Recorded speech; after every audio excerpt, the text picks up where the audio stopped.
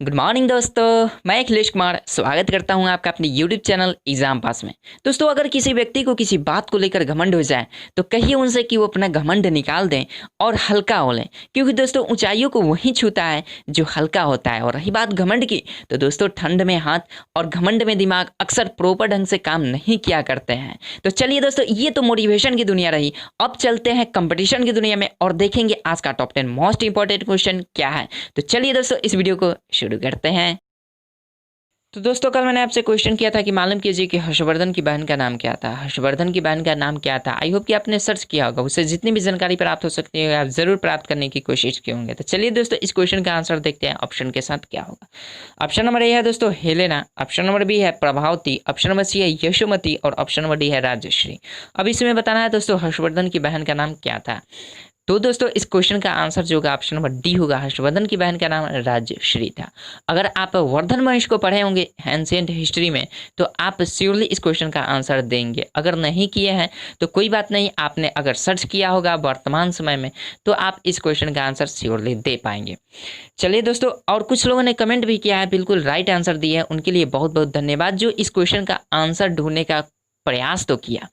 चलिए दोस्तों, तो ये तो रहा दोस्तों कल का टॉप 10 मोस्ट इंपॉर्टेंट क्वेश्चन का अंतिम प्रश्न का उत्तर। और इस क्वेश्चन के में जितने भी ऑप्शन है उस पर हम बात करें दोस्तों तो हेलेना एक नाम आता है। हेलेना कौन थी? तो दोस्तों हेलेना जो नाम आता है ये सेल्यूकस निकेटर की पुत्री थी। हेलेना जो थी सेल्यूकस निकेटर की पुत्री थी, जिसने अपनी पुत्री की शादी मतलब सेल्यूकस निकेटर ने अपनी पुत्री हेलेना की शादी चंद्रगुप्त मौर्य से करा दिया था। तो ये हेलेना का नाम आ जाता है, इसे आप थोड़ी सी जानकारी ले सकते हैं। उसके बाद प्रभावती आता है। प्रभावती कौन थी? तो प्रभावती दोस्तों चंद्रगुप्त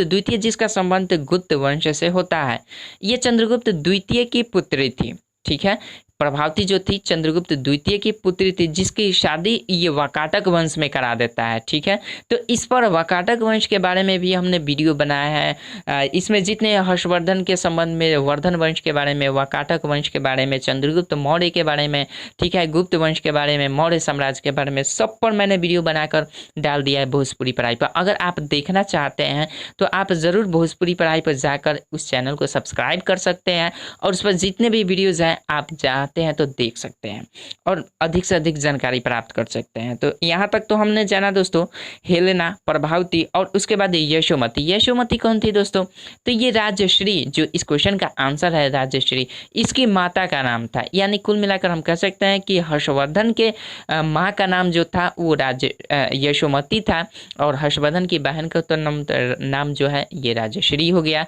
और हर्षवर्धन का एक और भाई था, जो बड़ा भाई था, हर्षवर्धन छोटा भाई था, इसका बड़ा जो भाई था दोस्तों उसका नाम था राज्यवर्धन। और हर्षवर्धन के पिता का नाम क्या था? वो हर्षवर्धन के पिता का जो नाम था दोस्तों प्रभाकर वर्धन था। तो दोस्तों इस तरह से आप वर्धन वंश को अगर पढ़े होंगे तो आपको ये सारी चीज़ें ज़रूर पता होंगी। तो दोस्तों इस क्वेश्चन में जितने भी ऑप्शन है इस पर हम लोगों ने चर्चा कर दिया। तो दोस्तों ये रहा टॉप 10 मोस्ट इंपॉर्टेंट क्वेश्चन, कल का टॉप 10 मोस्ट इंपॉर्टेंट क्वेश्चन में से अंतिम प्रश्न का उत्तर। आज के हम टॉप 10 मोस्ट इंपॉर्टेंट क्वेश्चन में से देखते हैं आज का पहला प्रश्न क्या है। आज का पहला प्रश्न है दोस्तों कि अंग्रेजों के लिए गांधी जी का प्रसिद्ध भारत छोड़ो आंदोलन का आरंभ कब से हुआ? अंग्रेजों के लिए गांधी जी का प्रसिद्ध भारत छोड़ो आंदोलन का शुरुआत कब से हुआ? दोस्तों ऑप्शन नंबर ए है दोस्तों 1943 ईस्वी, ऑप्शन नंबर बी है 1941 ईस्वी, ऑप्शन नंबर सी है 1942 ईस्वी और ऑप्शन नंबर डी है 1940 ईस्वी। बताना है दोस्तों कि भारत छोड़ो आंदोलन गांधी जी ने कब से शुरू किया था। तो दोस्तों इसका राइट आंसर जो होगा ऑप्शन नंबर सी होगा, 1942 ईस्वी में गांधी जी ने भारत छोड़ो आंदोलन को शुरू किया था। आई होप कि आप इस क्वेश्चन का आंसर जानते होंगे। जानते हैं तो दोस्तों कमेंट बॉक्स में लिखने का जरूर प्रयास कीजिएगा, नहीं जानते हैं तो जरूर याद कर लीजिएगा इस क्वेश्चन का आंसर।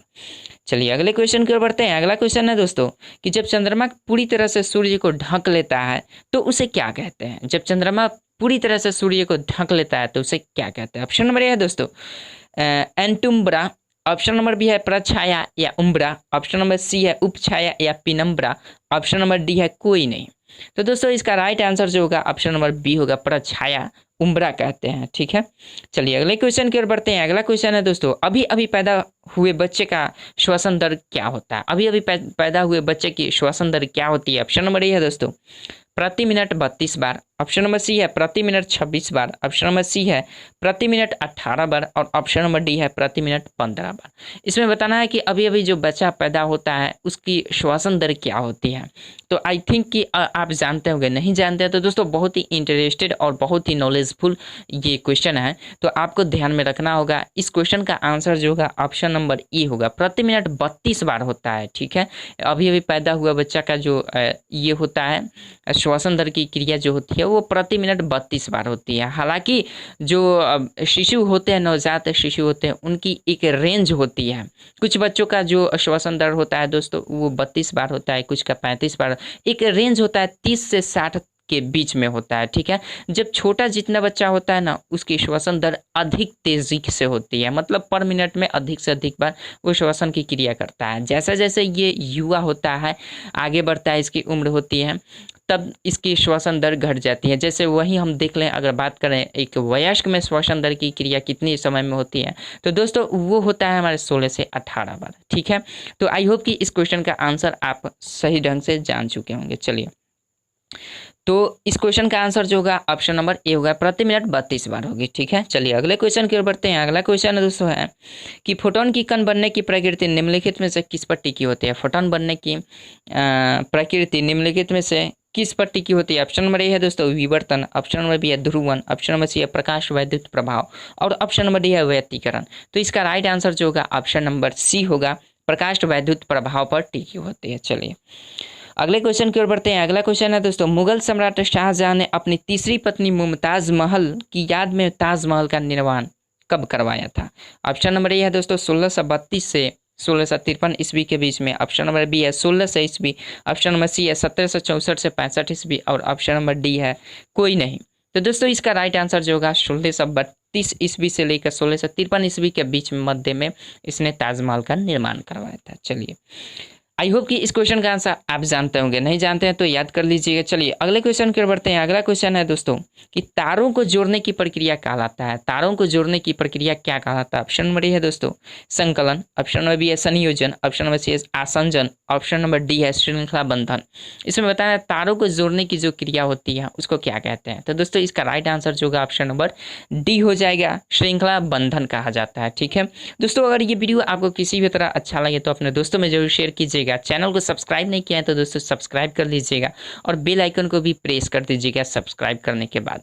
चलिए दोस्तों अगले क्वेश्चन की ओर बढ़ते हैं। अगला क्वेश्चन है दोस्तों कि समुद्र की सीपी किस कारण से सुनहरी दिखाई देती है। समुद्र की सीपी किस कारण से सुनहरी दिखाई देती है। ऑप्शन नंबर ए है दोस्तों ऑप्शन नंबर ए है विवर्तन, ऑप्शन नंबर बी है परिक्षेपण, ऑप्शन नंबर सी है ध्रुवन और ऑप्शन नंबर डी है परावर्तन। इसका राइट आंसर जो होगा दोस्तों ऑप्शन नंबर सी होगा। अगर आप जानते हैं तो जरूर कमेंट बॉक्स में लिखने का प्रयास कीजिएगा। इसका राइट आंसर जो होगा दोस्तों ऑप्शन नंबर सी होगा ध्रुवन। चलिए अगले क्वेश्चन की ओर बढ़ते हैं। अगला क्वेश्चन है दोस्तों प्रचुर कैल्शियम वाली मृदा को क्या कहा जाता है। प्रचुर कैल्शियम वाली मृदा को क्या कहा जाता है, मिट्टी को क्या कहा जाता है। ऑप्शन नंबर ए है दोस्तों पेडोकल, ऑप्शन नंबर बी है पेडलफर्ड, ऑप्शन नंबर सी है पॉडसाल और ऑप्शन नंबर डी है लैटेराइट। इसका राइट आंसर जो होगा दोस्तों ऑप्शन नंबर ए होगा, पेडोकल कहा जाता है। जिस मिट्टी में अधिक कैल्शियम होता है उसको कहा जाता है पेडोकल मिट्टी। ठीक है, चलिए अगले क्वेश्चन की ओर बढ़ते हैं। अगला क्वेश्चन है दोस्तों खानवा का युद्ध कब हुआ था। खानवा का युद्ध कब हुआ था आपको बताना है। ऑप्शन नंबर ए है दोस्तों 1526 ईस्वी, ऑप्शन नंबर बी है 1527 ईस्वी, ऑप्शन नंबर सी है 1528 ईस्वी और ऑप्शन नंबर डी है 1529 ईस्वी। खानवा का युद्ध कब हुआ था।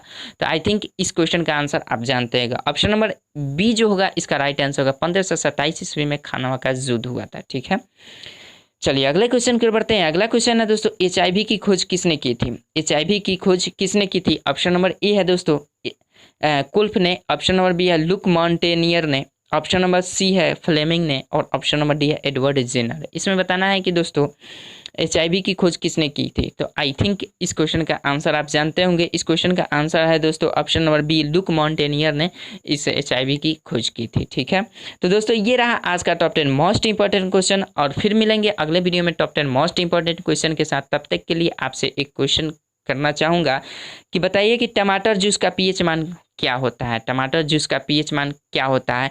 इस क्वेश्चन का आंसर आपको अगले वीडियो में देना है, सर्च करके मालूम करके किसी भी माध्यम से। अगर नहीं जानते हैं तो किसी भी माध्यम से आप इस क्वेश्चन का आंसर जरूर ढूंढने का प्रयास कीजिएगा, फिर आप कमेंट बॉक्स में लिखने का पूरा प्रयास कीजिएगा। अगर जानते हैं तो दोस्तों अभी कमेंट बॉक्स में ज़रूर लिख दीजिएगा। चलिए दोस्तों, तो फिर मिलेंगे अगले वीडियो में टॉप 10 मोस्ट इंपॉर्टेंट क्वेश्चन के साथ। तब तक के लिए जय हिंद, जय भारत।